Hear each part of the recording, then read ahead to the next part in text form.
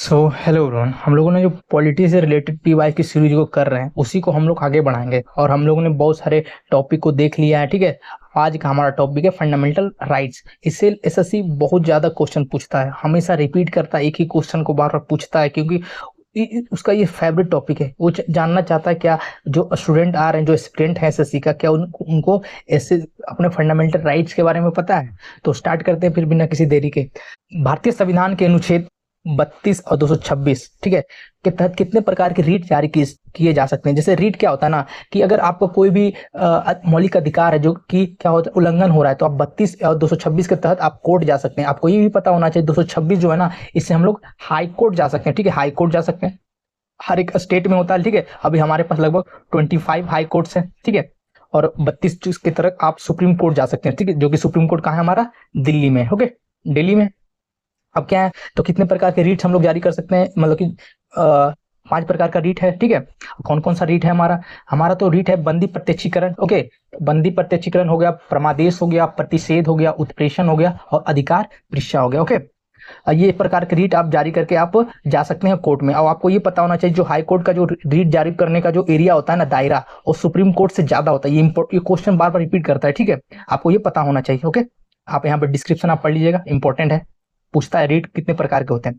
भारत के संविधान के अनुच्छेद 19 ने मूल रूप से अधिकारों की गारंटी दी थी। कितने मूल जो है ना, जो भारत के संविधान है ना, 19 ने मूल रूप से अधिकारों की गारंटी दी। कितने मूल अधिकारों की गारंटी दी, ठीक है, आपको ये पता होना चाहिए। जो 7 गारंटी दी, कौन कौन 7 प्रकार की गारंटी, जैसे क्या होगा ना, वाक अभिव्यक्ति की स्वतंत्रता, बोलने की, ठीक है, शांतिपूर्ण और निरायुध सम्मेलन, अगर सम्मेलन आपको करना है उसके लिए, ठीक है, संघ बनाने की, संघ सम्मेलन हो गया, फिर अभिव्यक्ति की स्वतंत्रता हो गया, जैसे भारत के राज्य क्षेत्र में भ्रमण करने के लिए आपको ये पता होना चाहिए कि आप अगर दूसरे देश या कहीं दूसरे स्टेट अगर आपको जाना है ना, तो किस किस आर्टिकल के आप यूज करके जा सकते हैं। तो 19 में ही आर्टिकल है, ठीक है, उसी के सहारे आप जा सकते हैं। और क्या जा सकते हैं, जैसे भारत के राज्य क्षेत्र में कहीं भी बस जाने या निवास करने के लिए, अगर आप कहीं के अगर आप यूपी के हैं तो आप कहीं भी जाके बस सकते हैं। ठीक है, ये सब आपके पास राइट है। कोई आजीविका, व्यापार, कारोबार करने का आपको है। ठीक है, क्या हुआ था ना कि भारत के संविधान में मूलतः 7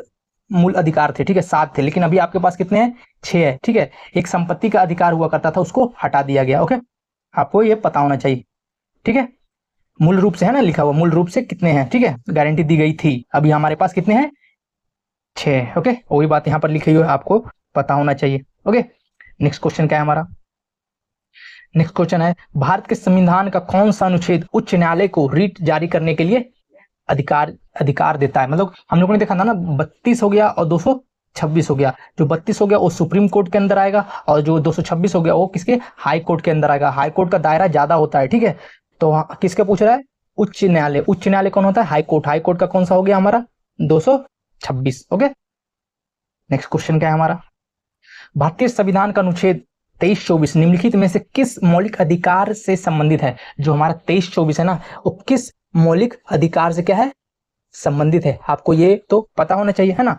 शोषण के विरुद्ध अधिकार है, किसके विरुद्ध, शोषण के विरुद्ध। अगर आपके क्या है ना कि देखते हैं कि शोषण के विरुद्ध मतलब मानव, जो हमारा 23 है ना, 23 किसके लिए है, जैसे 23 मानव दुर्व्यवहार हो गया, बेगार हो गया। बेगार जैसे ना कि आप किसी से काम करा ले, ठीक है, पैसा नहीं दे, बलात्श्रम हो गया। इसी तरह के जैसे कि प्रतिबंधित किया गया, जैसे आप बच्चे को कहीं काम नहीं करा सकते। ठीक है, और दूसरा क्या है हमारा 24, जो है 14 वर्ष से कम आयु के जो बालक है ना, इसमें 24 इंपॉर्टेंट है। जो 14 वर्ष की कम आयु के बालक है ना, आप उसे कहां पर, जोखिम पूर्ण जो जगह में, जैसे आप इंडस्ट्री ये सब में काम नहीं करा सकते। ठीक है, इसमें 24 आपको पता होना चाहिए। 14 वर्ष के बच्चों के लिए। ठीक है, आप वहां किसी भी जो डेंजरस जगह है ना, आप देख सकते हैं कितनी बार क्वेश्चन पूछा गया है, आप ये देख सकते हैं, CGL, MTS, CHSL। तो आपको ये पता होना चाहिए क्योंकि ये इंपॉर्टेंट है। ठीक है, वही बात यहाँ पर लिखी हुई, जैसे अनुच्छेद 24 है ना, 14 वर्ष के कम आयु के बालकों को कारखाने अथवा अन्य किसी जोखिमपूर्ण कार्य में नियोजन का निषेध किया गया। ठीक है, वहां पर आप उससे काम नहीं करा सकते। और ये हो गया क्या, मानव दुर्व्यवहार, बेगार, बलात्श्रम और इसी तरह के अन्य बलात्श्रमों पर प्रतिबंधित करने के लिए प्रावधान किया गया। ठीक है, 23। ठीक है, नेक्स्ट क्वेश्चन क्या है हमारा, भारतीय संविधान के किस अनुच्छेद में शोषण के विरुद्ध मौलिक अधिकार का प्रावधान है। अभी हमने देखा किसमें है, शोषण के विरुद्ध मौलिक अधिकार का प्रावधान है। ठीक है, अभी हमने देखा वही क्वेश्चन को रिपीट किया, मतलब मोस्ट रिपीटेड क्वेश्चन आप कह सकते हैं, ठीक है। फिर यहाँ पर जीडी, सीजीएल, इलेक्ट्रिकल, जेई में पूछा गया सवाल है, ओके, आपको पता होना चाहिए वो।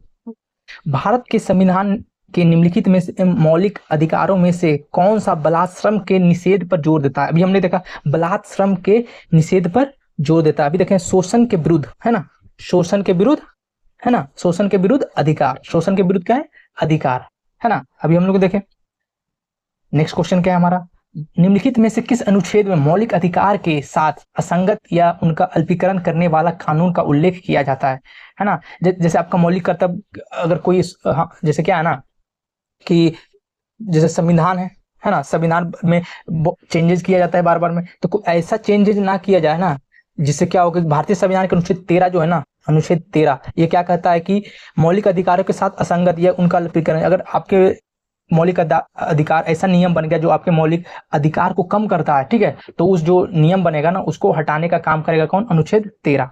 ओके, अनुच्छेद 14 क्या है? अनुच्छेद 14 हमारा है विधि के समक्ष समानता, समानता के लिए, ठीक है, समानता। अनुच्छेद 12 क्या हो गया? राज्य की परिभाषा, अनुच्छेद 12 में भी है राज्य की परिभाषा, ठीक है, अनुच्छेद 12 में भी है, ठीक है।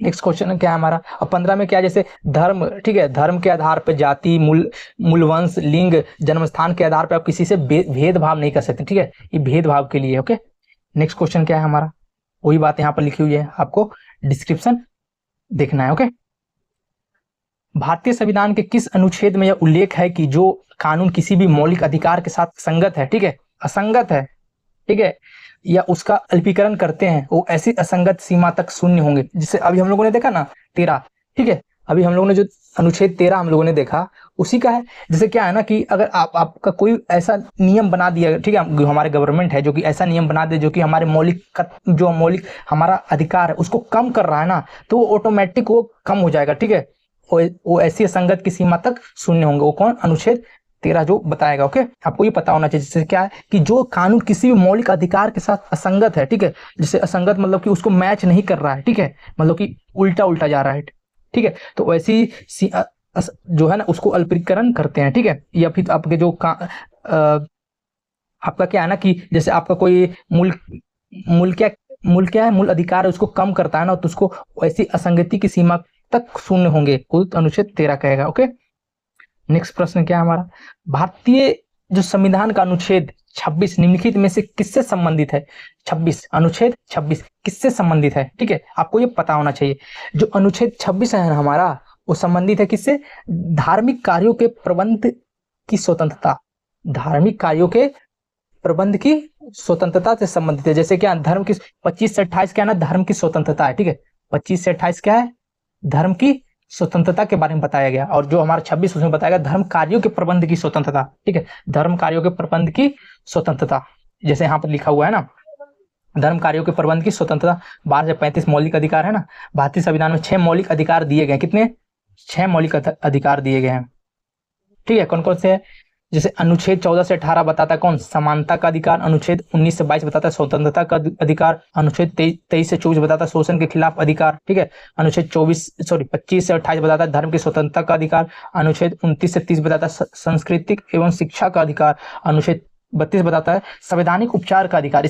इसी को बाबा साहब अम्बेडकर ने क्या कहा था, है ना, क्या कहा था? अभी हम लोगों ने देखा, इसे ही कहा था बाबा संविधान की आत्मा और हृदय, ठीक है, संविधान की आत्मा और हृदय। नेक्स्ट प्रश्न क्या है हमारा, भारतीय संविधान के भाग 3 में मूल अधिकारों के कितने समूह शामिल है ना, भाग 3 में मूल अधिकारों के कितने कितने समूह शामिल है? अभी हमने देखा है ना, अभी हमने देखा 6 शुरू में, है ना, 6 है ना, 6। नेक्स्ट प्रश्न क्या है हमारा, भारत के संविधान का निम्नलिखित में से कौन सा अनुच्छेद कहता है कि राज्य निधि से पूर्णतः पोषित किसी शिक्षण संस्था में कोई भी धार्मिक शिक्षा नहीं दी जाएगी? अगर इसका मतलब है ना, अगर देश या फिर राज्य कोई अगर राज्य के पैसे से, ठीक है, राज्य के पैसे से अगर कोई शिक्षण संस्थान कहीं पर है ना, जैसे स्कूल हो गया, तो वहां पर कोई धार्मिक शिक्षा नहीं दी जाएगी, ठीक है, धार्मिक शिक्षा क्या नहीं दी जाएगी। जैसे आपको अगर पता होगा कि फंडामेंटल राइट कहाँ से है ना, 12 से 35 तक, तो आप इस क्वेश्चन को एलिमिनेट करके भी बना सकते हैं। जैसे कैसे?